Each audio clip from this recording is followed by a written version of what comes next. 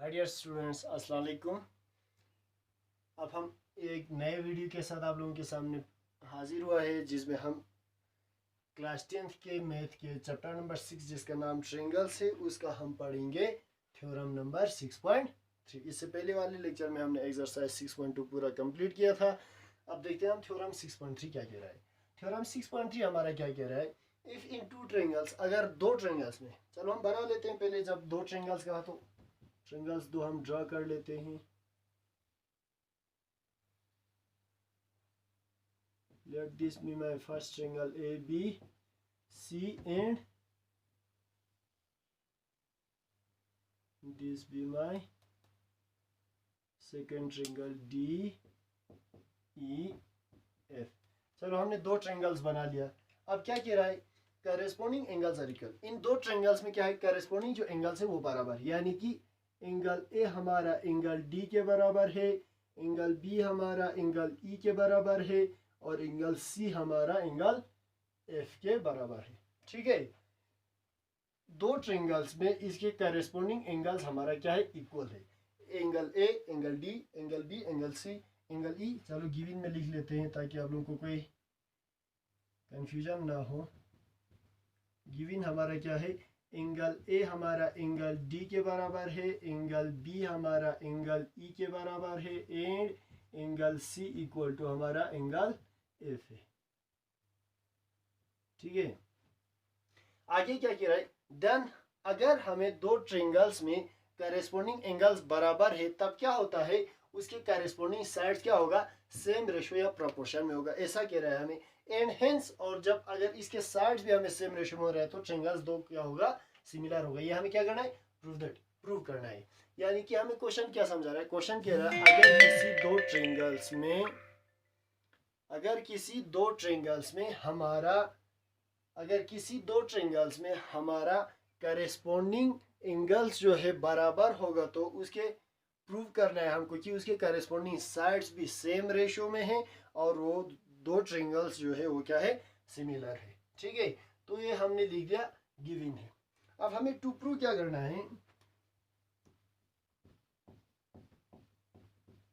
To prove करना है हमें triangle A B C similar to triangle D E F. Similar का sign symbol ऐसे ही है ना। ठीक है, ट्रायंगल ए बी सी हमारा ट्रायंगल डी ई एफ को सिमिलर है बोल के क्या कहते हैं, हमें प्रूव करना है। तो हमारे इस थ्योरम को और एक नाम भी कहते हैं, वो क्या कहते हैं, हमारा कहते हैं angle angle angle similarity theorem भी कहते हैं इसमें। ठीक है, यानी कि इस थ्योरम की मदद से हम आने वाले एक्सरसाइजेज में क्या करेंगे कि अगर किसी तीन ट्रायंगल्स के एंगल्स करेस्पॉन्डिंग एंगल्स बराबर है, तो हम सीधे कह देंगे कि ये दो ट्रायंगल्स क्या है, सिमिलर है। यही हमें आगे काम में आएगा थ्योरम 6.3, जिसको angle angle angle similarity theorem भी कहते हैं। तो ठीक है, आगे देखते हैं हम। टू प्रूव हमने कर दिया, अब प्रूफ देखते हैं हम क्या होता है। प्रूफ से पहले हम एक कंस्ट्रक्शन करते हैं। कंस्ट्रक्शन में हम क्या करेंगे,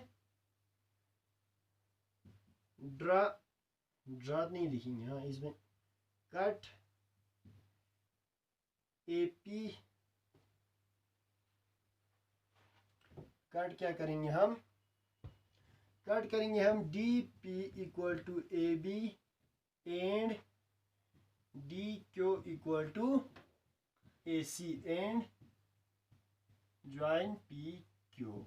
यानी कि ट्रायंगल डी पी, डी से हम पी, यहाँ पे कहीं जगह पॉइंट डालेंगे वो पी होगा, और यहाँ पे कहीं जगह पॉइंट डालेंगे वो क्यू होगा। ठीक है, सच दैट ऐसे इस इन सच वे कि ये जो डी पी किसके बराबर होगा, ए बी के बराबर होगा, और डी क्यू किसके बराबर होगा, ए सी के बराबर होगा, एंड ज्वाइन पी क्यू। इसके बाद हम क्या करेंगे, पी क्यू को ज्वाइन करेंगे। अब आप लोग अच्छे से देखिए, थोड़ा बहुत कंसंट्रेट कीजिए। क्या है हमारा, ए बी और डी पी बराबर है, A B equal to D P है, और A D C equal to D Q है। A B equal to D P है और A C equal to D Q है। ये हमारा क्या है, अभी ट्रायंगल्स में साइड आया है। तो अब प्रूफ करेंगे हम, प्रूफ में हम क्या करेंगे, देखो पहले इसमें हमें दो चीज मिल चुका है, क्या ए बी और डी पी बराबर साइड आया है, ए सी और डी क्यू साइड आया है, बराबर पे आया है ना, और हमारा angle A equal to angle D given में दिया हुआ है। तो इन दो ट्रायंगल्स को अगर लेंगे, मैं इन दो ट्रायंगल्स को क्या कर सकता हूँ, कॉन्ग्रुएंट प्रूव कर सकता हूँ। देखते हैं कैसे होता है। Simple, in triangle A B C and triangle D P Q, ठीक है, ये वाला फिगर यहाँ पे मैं ड्रा कर रहा हूँ, ठीक है, ये वाला फिगर बोल रहे हैं हम, D P Q, D P Q, ये वाली फिगर का बात कर रहे हैं अभी हम, ठीक है, कंफ्यूज नहीं होना, बड़े वाले ट्रायंगल का नहीं कर रहे हैं। तो इन दोनों में हमारा क्या है, angle A equal to angle D हमारा गिवन है, क्या है, एंगल ए और एंगल डी गिवन है। एंगल ए इक्वल टू मेरा एंगल डी है, कहाँ से, गिवन से, ठीक है, और मेरा क्या है, A B equal to D P है, A B equal to D P है, A B equal to D P है, और मेरा क्या है, A C equal to D F, A C equal to D Q है, A C equal to D Q है। ये दोनों कहाँ से आ गया, हमें कंस्ट्रक्शन से आ गया, कहाँ से आ गया, कंस्ट्रक्शन से आ गया। तो देखो अब एक एंगल बराबर है और दो साइड बराबर है, तो हमने क्लास 9th में पढ़ा था उस वक्त ट्रायंगल्स दो क्या हो जाता है, अगर किसी ट्रायंगल में या तीनों साइड बराबर हो, या तीनों एंगल्स बराबर हो, या दो साइड और एक एंगल बराबर हो, या दो एंगल्स और एक साइड बराबर हो, उस वक्त हमारा दो ट्रायंगल्स क्या हो जाता है, कॉन्ग्रुएंट हो जाता है। देयरफॉर हम क्या लिख सकते हैं, therefore triangle A B C congruent, ऐसे ही लिखते हैं ना, 9th में हमने पढ़ा हुआ है, congruent to triangle D P Q को कॉन्ग्रुएंट है, किससे, बाय किससे, साइड एंगल साइड, हम कुछ भी कह सकते हैं, साइड एंगल साइड क्राइटेरिया से, या क्राइटेरियन जो भी कहेंगे हम, ठीक है। इस क्राइटेरिया से हमारा ये दो ट्रायंगल्स ए बी सी और डी पी क्यू क्या हो गया, कॉन्ग्रुएंट। सिमिलर नहीं हो गया, हाँ याद रखना, सिमिलर और कॉन्ग्रुएंट में डिफरेंस आप लोगों को मैंने इंट्रोडक्शन में पढ़ा है और 9th क्लास में भी हमने पढ़ा हुआ है। तो ये दोनों क्या हो गया, हमारा कॉन्ग्रुएंट हो गया। तो अगर कोई भी दो ट्रायंगल्स अगर कॉन्ग्रुएंट होंगे तो उसके करस्पॉन्डिंग साइड्स बराबर होंगे, रेशियो में नहीं है, कॉन्ग्रुएंट बराबर होंगे, और सारे एंगल्स भी क्या होगा, बराबर। तो इसलिए मैं क्या कह सकता हूँ, हेंस मेरा क्या आएगा, हेंस मेरा क्या आएगा, angle B equal to angle P आएगा, and angle C equal to angle Q आएगा। कहां से आएगा, by C P C T, full form क्या है सी पी सी टी का, corresponding parts of a congruent triangle. अब ये दो ट्रायंगल कॉन्ग्रुएंट बन चुका है, तो उसके करेस्पॉन्डिंग पार्ट्स यानी कि करेस्पॉन्डिंग एंगल्स भी हमारा क्या होगा, बराबर होगा। एंगल बी एंगल पी के बराबर होगा, और एंगल सी जो है वो क्या होगा, एंगल क्यू के बराबर होगा, ठीक है। तो अगर ये देखो, अगर मेरा एंगल बी एंगल पी के बराबर है, ठीक है, बट गिवन में क्या है, मेरा एंगल बी एंगल ई के बराबर है, एंगल बी बट मैं क्या लिख सकता हूं, but angle B equal to मेरा क्या है, एंगल ई के बराबर है, और एंगल सी मेरा क्या है, एंगल एफ के, एंड एंगल सी मेरा क्या है, एंगल एफ के बराबर है। कहां से, गिवन से। देयरफॉर मैं क्या लिख सकता हूं, जब एलएचएस दोनों का सेम होगा तो ये दोनों भी सेम होगा, angle P equal to angle E लिख सकता हूं मैं, and angle Q equal to angle F लिख सकता हूं, ठीक है। ये तो आ गया। अब देखो क्या हो गया, हमारा ये वाला एंगल और ये वाला एंगल हमारा बराबर आ गया, क्या ये बराबर। तो आप लोगों को फिर से एक, अगर आप लोगों को याद है तो एक चीज याद होगा, अगर कोई मेरा दो लाइन है यहाँ से और यहाँ से मेरा कोई इंटरसेक्शन या ट्रांसवर्सल गुजर रहा है जो इंटरसेक्ट करता होगा, तो उस वक्त अगर ये दो एंगल्स बराबर होता है, देखो ऐसा ही है ना, ये दो एंगल्स बराबर है, अगर ये दो एंगल बराबर होता है तो ये दो लाइन क्या हो जाता है, पैरेलल हो जाता है, ठीक है। अगर मेरा कोई दो लाइन है जिसपे एक ट्रांसवर्सल है और उस पे ये इन एंगल्स को क्या कहते हैं, करेस्पॉन्डिंग एंगल्स, है ना। करेस्पॉन्डिंग एंगल्स अगर मेरा बराबर आता है तो वो दो लाइन मेरा क्या होता है, पैरेलल होता है। तो मैं यहाँ पे आराम से लिख सकता हूँ, हेंस हेंस मेरा क्या लिख सकता हूँ, P Q parallel to E F लिख सकता हूँ, बिकॉज क्यों corresponding angles are equal, because corresponding angles are equal। अगर मेरा corresponding angles equal है तो ये जो दो लाइन है ये क्या हो जाता है, पैरेलल हो जाता है। अंडरस्टैंड हुआ ना। देखो एंगल बी एलएचएस दोनों का मेरा क्या आ रहा है, इक्वल आ रहा है, सेम आ रहा है, तो आरएचएस भी मेरा सेम आएगा। दैट इज वाई यहाँ पे मैंने क्या लिखा, angle B P equal to angle A लिखा।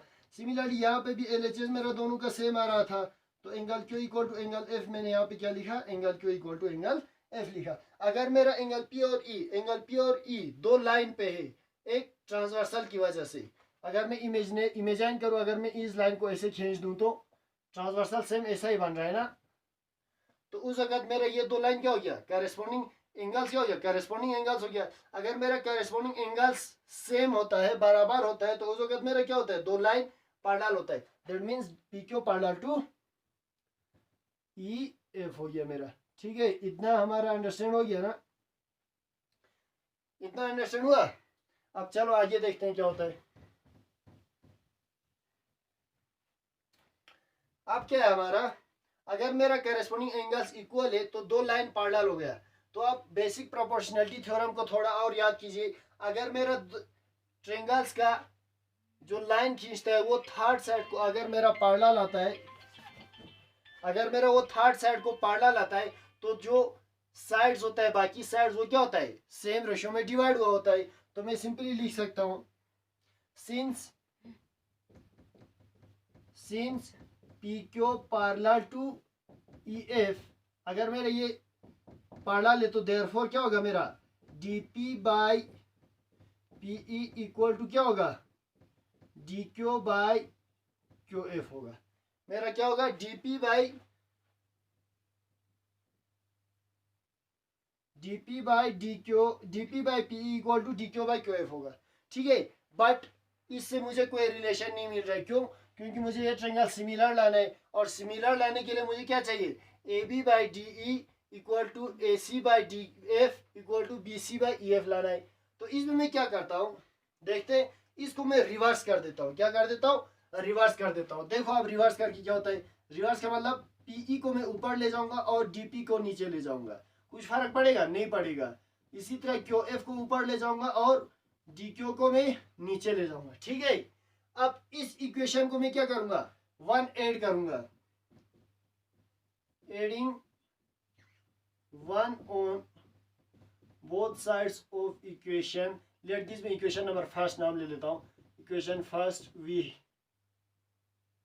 We get. ठीक है, वो लेगा तो क्या हो जाएगा, PE divided by DP plus 1 हो जाएगा equal to Q F divided by D Q plus 1।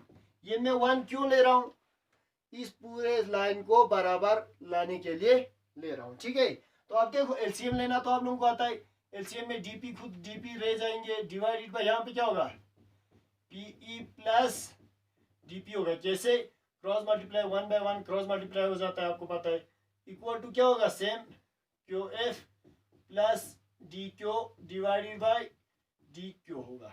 Again देखो क्या हो जाता है, पीई प्लस डीपी करो, आप पीई पे डीपी ऐड करेगा तो क्या बनेगा, पूरा डीई बन जाएगा मेरा। आ गया ना, यही साइड हमें लाना था, आ गया हमारा, क्या आ गया, डीई बाई डीपी आ गया। और इस पे क्यू एफ पे डी क्यू ऐड करेगा तो D F by D Q आ गया, पूरा मेरा आ गया।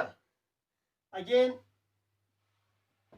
इसी को मैं रिवर्स कर देता हूं, आप तो क्या होगा, dp by de equal to D Q by Q F. इसको उल्टा करके लिखा जो पहले हमने लिखा था, कोई फर्क नहीं पड़ेगा। ठीक है, तो देखो क्या हो जाएगा। अब देखो मेरा गिवन में देखो जरा, आप कंस्ट्रक्शन में आप देखो, डीपी मेरा किसके बराबर है, ए बी के, और डी क्यू किसके बराबर है, ए सी के। But it is given, but क्या लिखेंगे, D P equal to A B and D Q equal to A C. D Q equal to A C कहाँ से? कंस्ट्रक्शन से। कहाँ से? कंस्ट्रक्शन से। तो मैं क्या लिख सकता हूँ यहाँ पे? डीपी की जगह में क्या लिखूंगा? A B by D E equal to D Q की जगह A C by Q. A C by क्या आएंगे? क्यू एफ तो यहाँ पे नहीं होना चाहिए था, यहाँ पे क्या था हमारा? डी क्यू था ना, तो यहाँ पे क्या आएंगे? डी क्यू आएंगे, क्यू एफ। ठीक है ना? यहाँ पे क्यू एफ कहाँ से आया फिर हमारा? नीचे तो डी क्यू था, ऊपर डी एफ था, तो ऊपर रिवर्स हो गया तो हमारा डी एफ बन जाएंगे। यहाँ पे क्या बन जाएंगे? D F. तो ए सी बाई क्या आई है? डी एफ आ गया। ठीक है, अब हमारा क्या हो गया? A B by D E and A C by D F similar आ गया। अब हमें क्या लाना है? खाली एक चीज हमें सिमिलर लेना है। कौन सा? B C by same ratio में लाना है, E F. B C by C F देखो यहाँ पे हमारा एंगल के equal to angle F proof हो गया है। ठीक है, तो इसके बाद जिस तरीके से ये सब हो उसी तरीके से क्या आएंगे? B C by E F आएंगे। उसको हम शॉर्टकट में क्या लिखेंगे? सिमिलरली लिखेंगे। क्या लिखेंगे? सिमिलरली मेरा क्या होगा? A B by D E equal to B C by क्या होगा? ई एफ होगा। तो अगर देखो ये सब मेरा बराबर है, देयरफॉर मेरा क्या आ जाएगा?